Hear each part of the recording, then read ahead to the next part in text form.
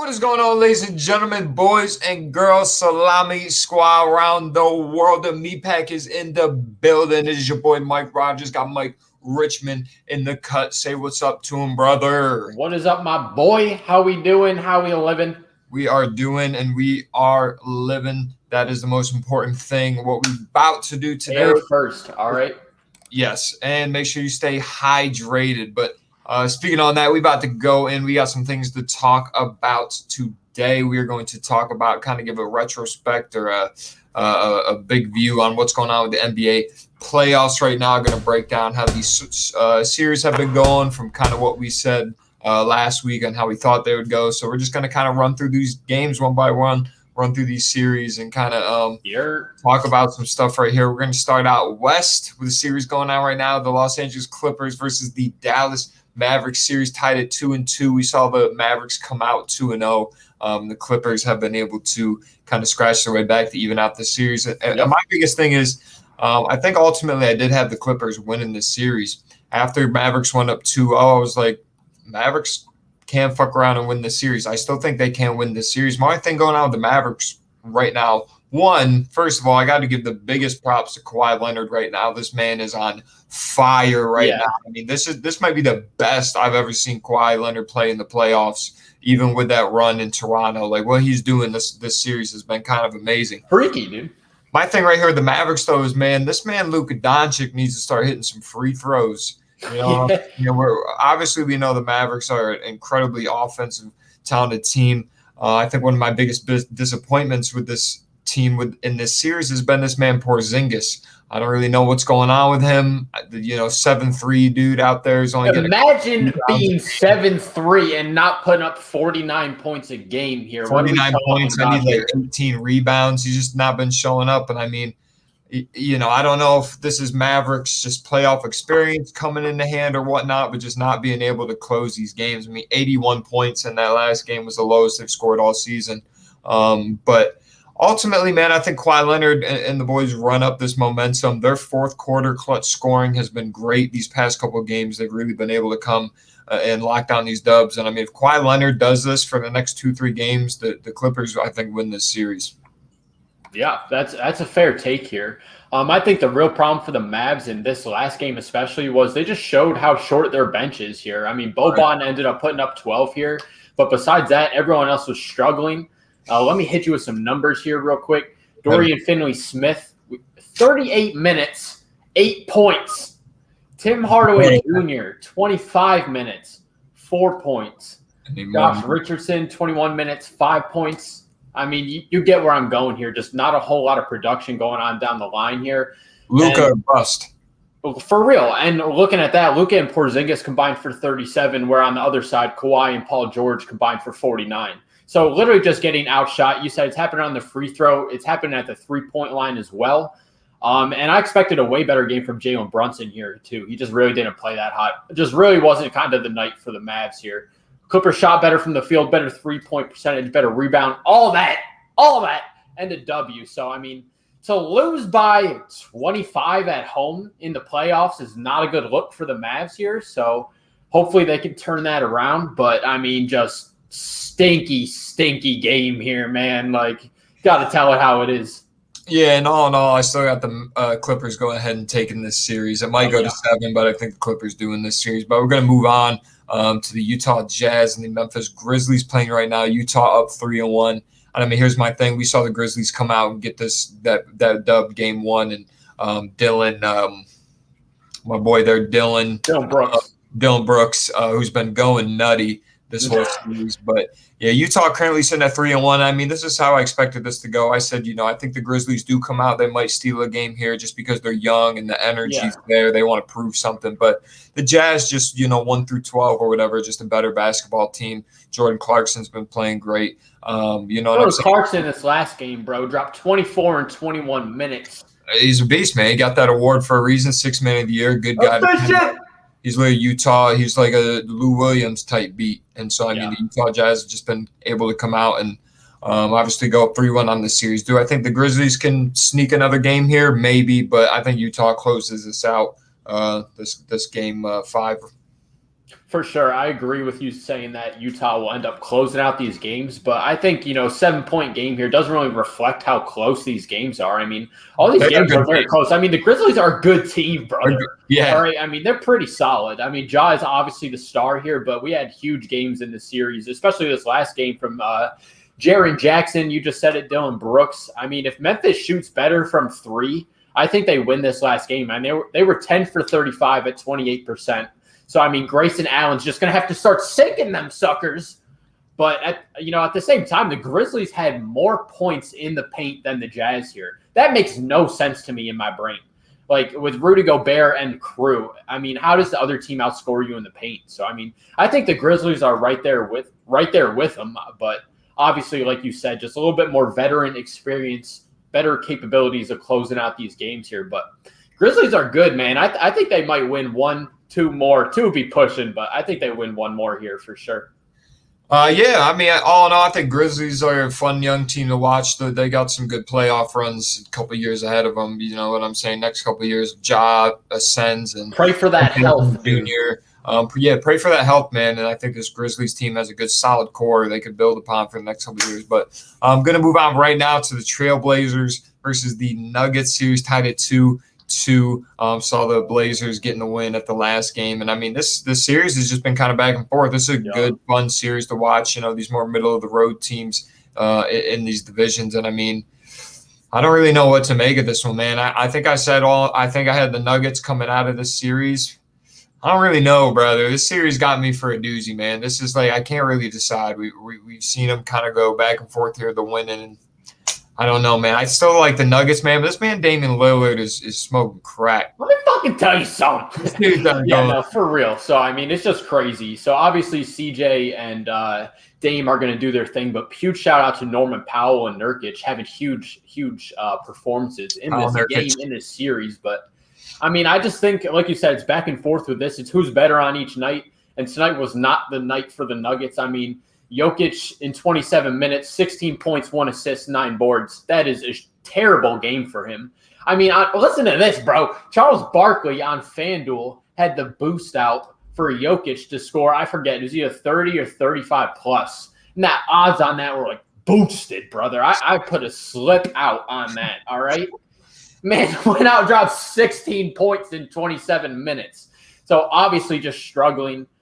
But looking at the Nuggets as a whole here, we actually saw really good production from their bench. It was the starters who really just had an off night. So, I mean, like you said, back and forth here. This is going to Game 7, in my opinion here, dude. This is just good basketball to watch, dude. But no way Joker plays like this again, dude. He had such a bad game.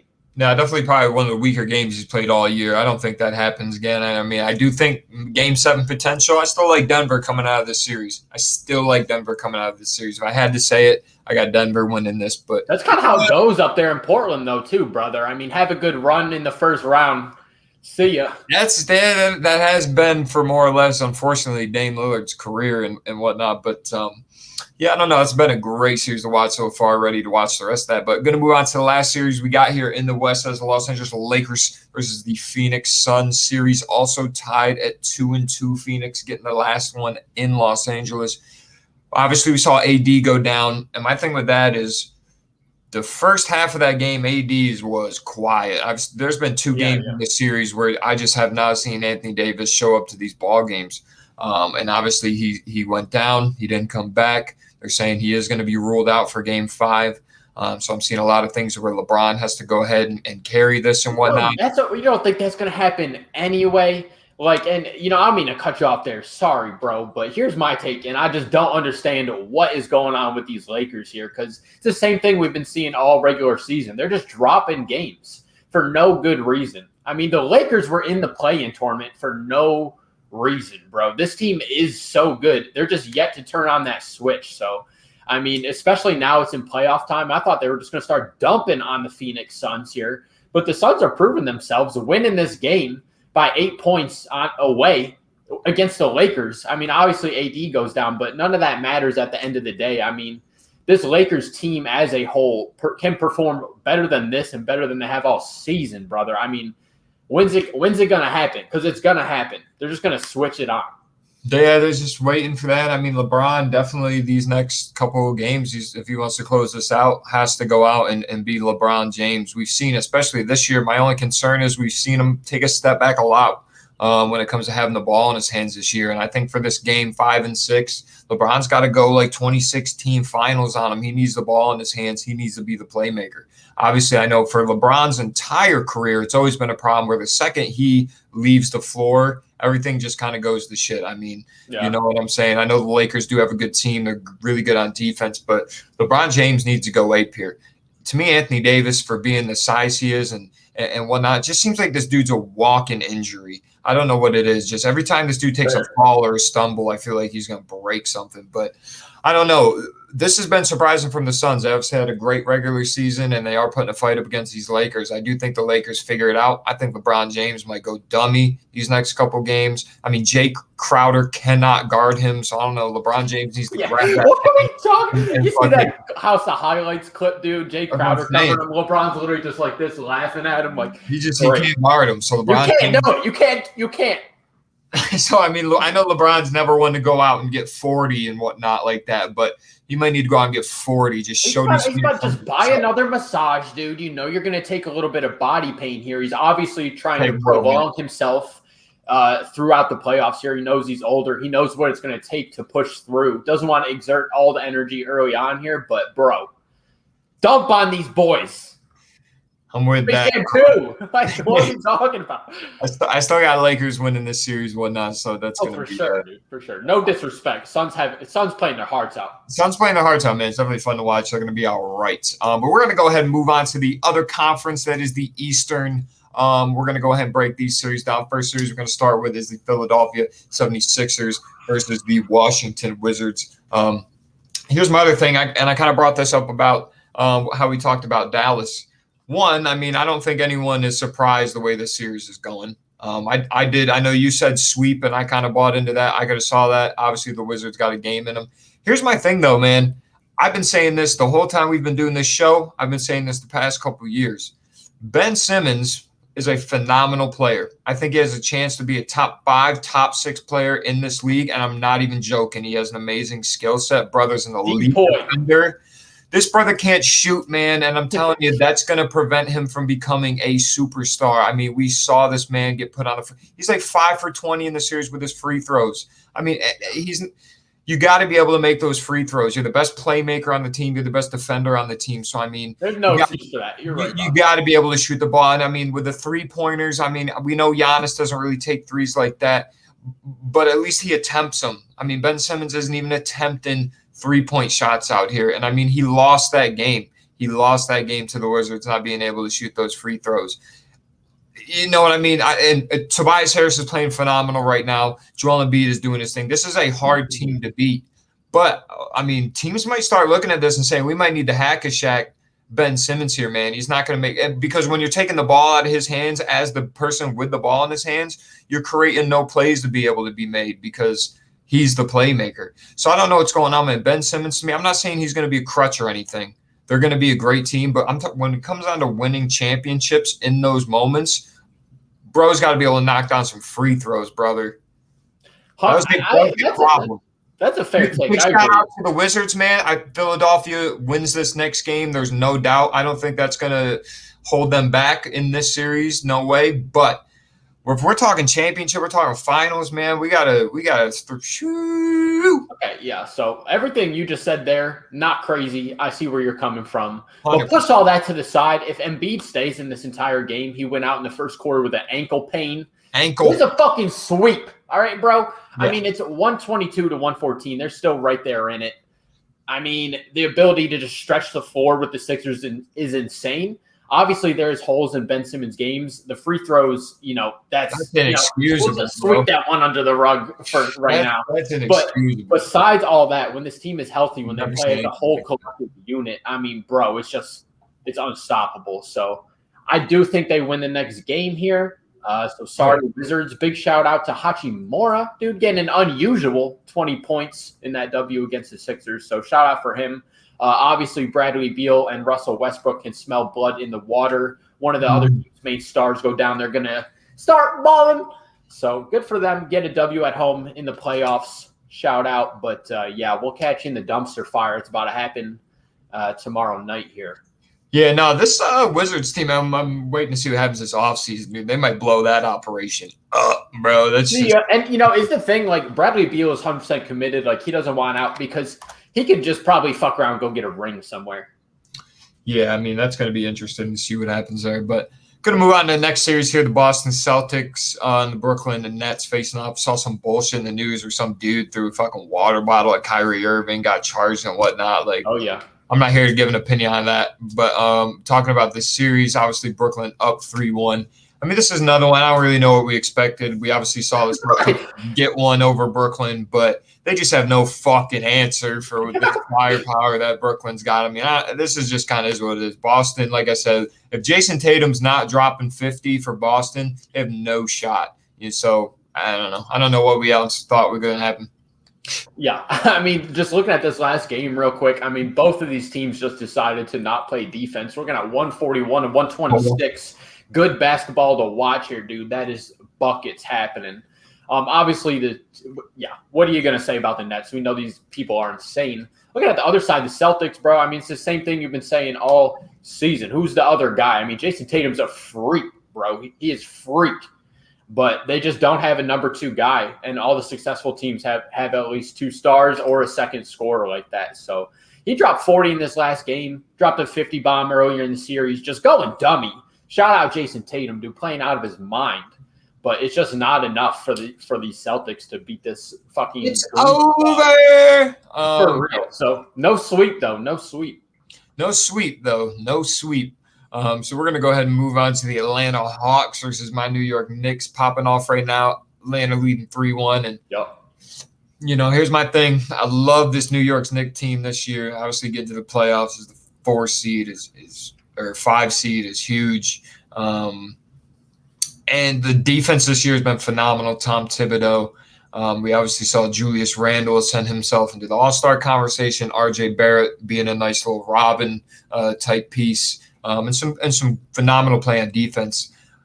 Julius Randle's been having some bad games, man, and just this team can't score the basketball on a consistent basis without that. And I mean, Atlanta obviously can. Trae Young is turning into – this has been crazy. This brother has been impressing me this whole entire series. I obviously want to see my Knicks win, but the shit Trae Young is doing right now has been some next level stuff. And my only thing with the Knicks going forward is I don't know if they can win this series. They can obviously play some great defense and whatnot, but they just can't keep up with firepower.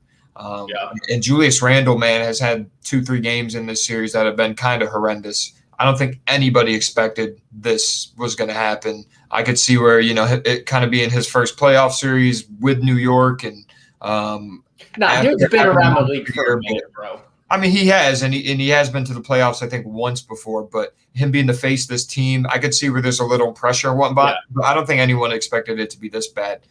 So, I mean, here's my take with this. I think the Knicks are going to be all right, especially under Thibodeau. Next couple of years, go get a superstar or something. This will be a good little solid team. But I think the Hawks walk away. They finish this series off. I think Trae Young just going dummy. And the Knicks Derrick Rose has been doing great. Manuel quickly had a great season. Alec Hood has had some good shots in the play. I love Taj Gibson. They don't got an answer. Big I like Taj Gibson too. Classic. Not being used like that. Nah, it's over.